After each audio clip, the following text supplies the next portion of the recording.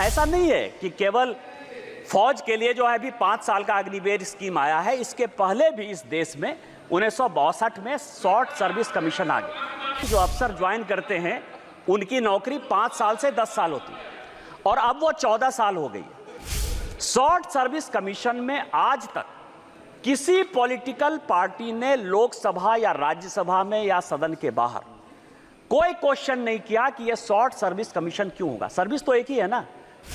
Army में भी जो अफसर के ग्रेड के लोग हैं, एक ग्रेड ऐसा है जो परमानेंट चलता है, दूसरा ग्रेड ऐसा है जो शॉर्ट सर्विस कमीशन में 10 साल के लिए चलता है।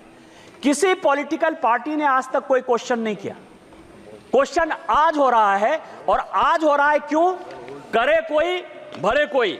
सभापति महोदया, 1962 में जब चीन ने भारत को हरा दिया और लगा कि फोर्स की कमी है, तो भारत में 1962-63 में नेहरू जी ने शॉर्ट सर्विस कमीशन लाया। ऐसा नहीं है कि केवल फौज के लिए जो है अभी 5 साल का अग्निवीर स्कीम आया है, इसके पहले भी इस देश में 1962 में शॉर्ट सर्विस कमीशन आ गया।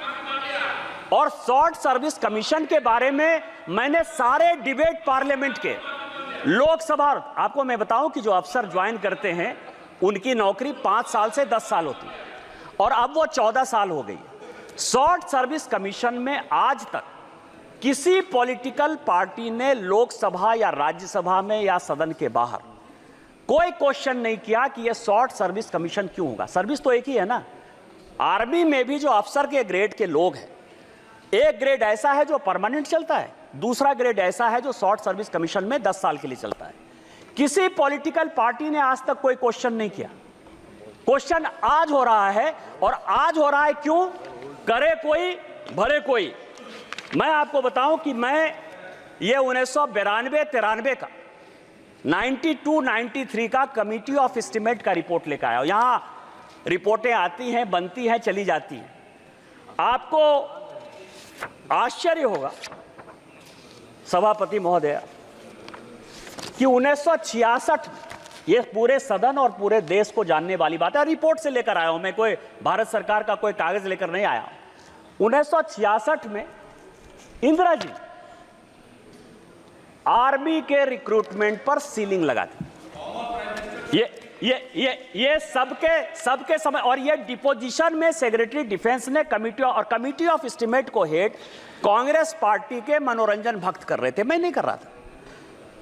66 में सीलिंग लग गई। सीलिंग लगने के बाद आप पूरे दुनिया को बताते हो कि हमारे यहां इतनी ही आर्मी रहेगी, इतनी ही नेवी रहेगी, इतनी ही एयरफोर्स रहेगी। आप सीलिंग लगा दो और आप हमको कहो कि अब इसका रिक्रूटमेंट कैसे होगा, आप यदि फोर्स को बढ़ाना चाहोगे।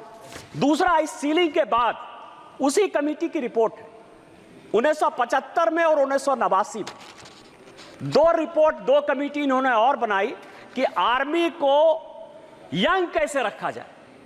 और मैं आपको बताऊं, छोटा सा उदाहरण यह है कि शॉर्ट सर्विस कमीशन भी जब बनाया गया था, उस शॉर्ट सर्विस कमीशन में भी पूरे यूपीएससी में, राज्य में, सभी जगह रिजर्वेशन दिया गया था।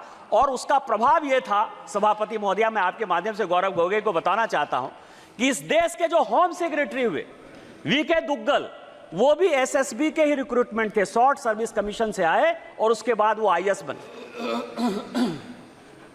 आज अग्निवीर पर 75 में कमेटी बनी, 89 में कमेटी बनी, और इन्होंने मैन पावर के लिए एक्सपर्ट कमेटी बनाने के बाद यह कहा कि आपको 5 साल और 7 साल के लिए, 1975 की बात है, ध्यान रखिएगा सभापति महोदया, 1975 से लेके आज तक 2019-20 तक लगभग 40 साल 45 साल तक जो रिपोर्ट है वो गड्ढे में रही, खाते में रही, मैन पावर की कमी रही, ना आर्मी में आदमी रहा, ना नेवी में आदमी रहा, ना रिक्रूटमेंट सबको अच्छा हुआ।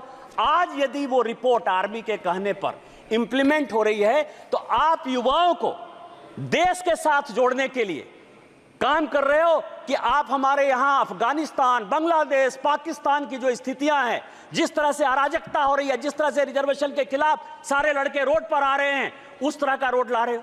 आप जनता को क्यों गुमराह कर रहे हो? यह दूसरा सवाल है जिसमें कि हम बच्चों को एंगल टैक्स लगा के, एंगल टैक्स खत्म करके, जिसमें बच्चों का कॉर्पोरेट टैक्स 18% करके बच्चों को हम रोजगार देना चाहते हैं, और आप उसमें अराजकता पैदा करना चाहते हो। For exclusive and insightful videos, subscribe to our new channel ABP Live Premium.